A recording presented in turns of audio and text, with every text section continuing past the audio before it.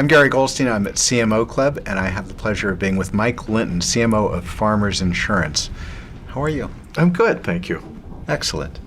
I think of insurance as not something I pay attention to as a consumer. I don't see it as fun, lively, or sexy. And yet, somehow magically, with that progressive campaign with Flo, it just sort of redefined what that experience was. And I'd love to hear your thoughts about. Well, so honestly, the progressive thing, I was there way before Flo. But I went to Progressive from Proctor, and I went because I wanted a P&L early in my career, and they gave me one. And they also let me, and I ended up being fortunate enough to be in a place where I could actually build the whole almost division from scratch. And so I think between the Proctor and the Progressive training, I learned a lot. I think some of the progressive advertising and some of the other advertising in the category and the marketing and insurance, it's pretty good. I think the farmer stuff is really good as well, and I will say, insurance, it's a marketing fight of massive proportions right now, and that's the thing that attracted me to the business. Interesting. So Mike, I read a quote of yours that whenever you've had the chance, you've changed industries. That's true. And you have been with some very established, esteemed, successful brands, eBay, Best Buy, Progressive, Farmers. Share with some of your peers, some of your insights, some of the lessons you've learned that have really stayed the course and become more relevant.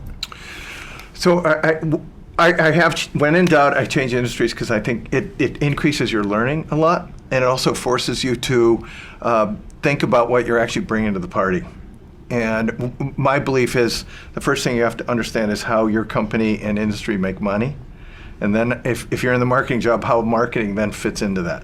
And then the second thing I work to understand is how the culture actually mobilizes around ideas. Some companies like a Proctor, for example, you can run that company off of writing and math. Other companies are more off relationships, and you've got to figure out how the culture moves ideas through it to move it to the marketplace. And I think if you get to see different industries, you get better at seeing different cultural norms than if you stay in one. Interestingly, can you discern, statistically or otherwise, a difference in terms of traction given the cultural norm versus maybe some that value the math more than the relationship? I guess I think about it differently. I think my job is to do what I think is the right thing and to understand what other people think is the right thing, and then to collectively do the right thing. And the culture is a means to do that versus something that you don't want to be battling the culture while you're trying to put a new idea through. You want to understand the culture and put the idea into the culture in a way the culture can accept it. I'll give you an example. At Farmers recently, we changed the Farmers logo after 57 years. The exclusive agents pay for the logo. When we finally, it was a very public change. We let the whole company watch the logo develop, and the consumers were actually voting on it, so it was consumer-based math. But then when it was time to present it to over 3,000 agents in Chicago, we actually let the agents present it to their own people. Marketing never took the stage the night the logo was presented because we felt it was really the agent's logo and the company's logo, not ours. Our job was just to evolve it. You've enjoyed a very interesting career thus far, and across, as you pointed out, interestingly, these very disparate brands, very successful but totally disparate brands. If you were going to share some nuggets with your peers who aren't able to be at CMO Club, what are some of the through lines? What would be one or two key things that you would share?